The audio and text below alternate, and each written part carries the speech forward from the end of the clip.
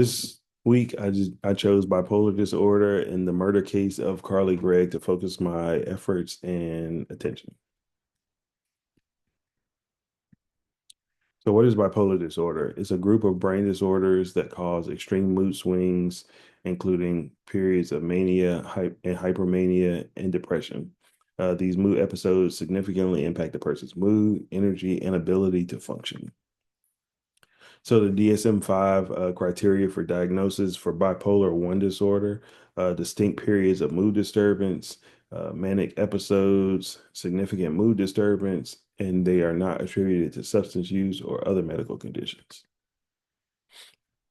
Bipolar 2 disorder is distinct periods of mood disturbance, one or more hypomanic episodes, unequivocal slash uncharacteristic changes in functioning. A and C are observable by others and less severe than manic episodes, not attributed to substance or other medical conditions. And one or more major depressive episodes, symptoms cause clinically significant distress or impairment in social, occupational, or other important areas of functioning and not attributable to a substance or other medical condition.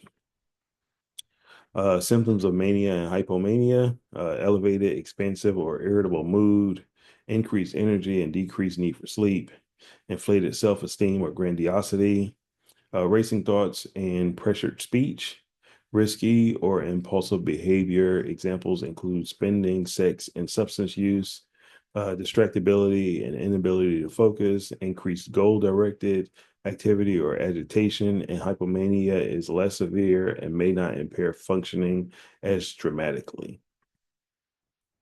Symptoms of depression and bipolar disorder are persistent sadness, hopelessness, or emptiness, fatigue or lack of energy, difficulty concentrating or making decisions, changes in appetite or weight, sleep disturbances, including both insomnia or hypersomnia, lack of interest in activities once enjoyed, feelings of worthlessness or guilt, and thoughts of death or suicide.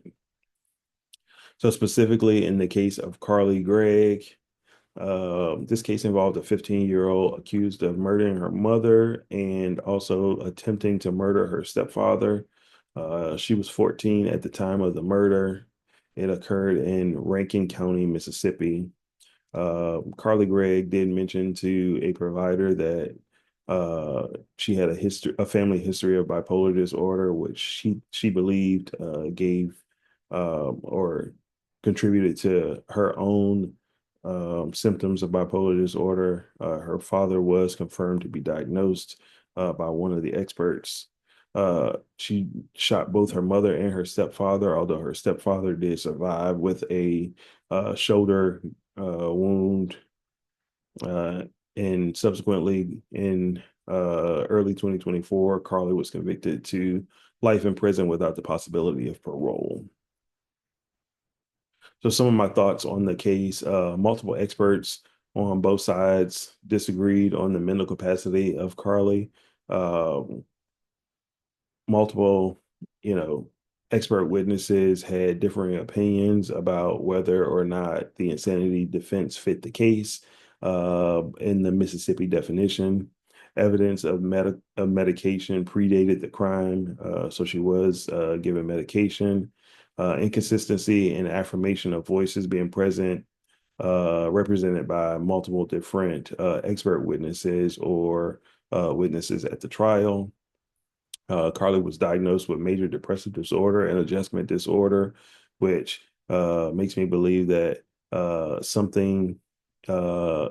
type of mental diminished capacity were a contributing factor to her commission of the crime. She complained of feeling like a zombie to one of her healthcare providers. She was initially prescribed Zoloft and then subsequently prescribed Lexapro.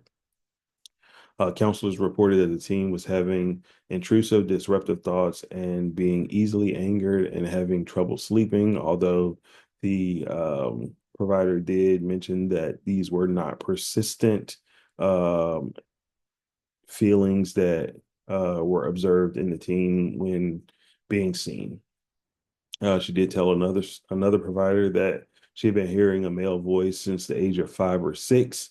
Although this provider's opinion was that it was inconsistent with most presentations of bipolar disorder, due to the fact that children usually or can have the potential to confuse their inner voice with hearing voices.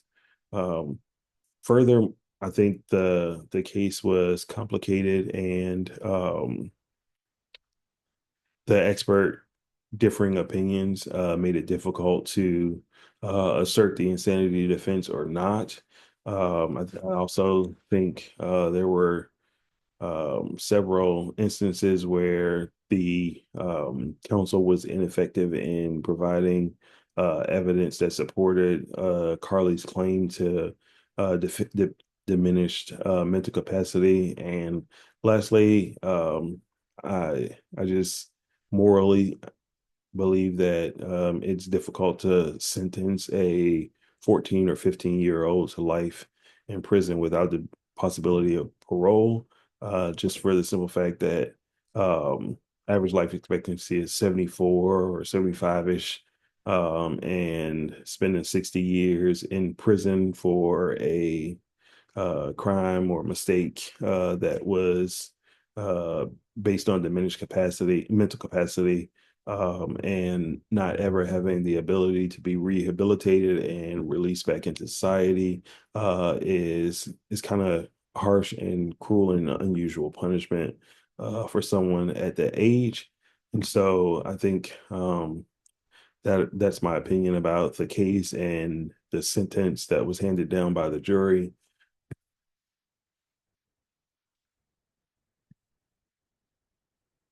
And those are my references. Thank you for listening.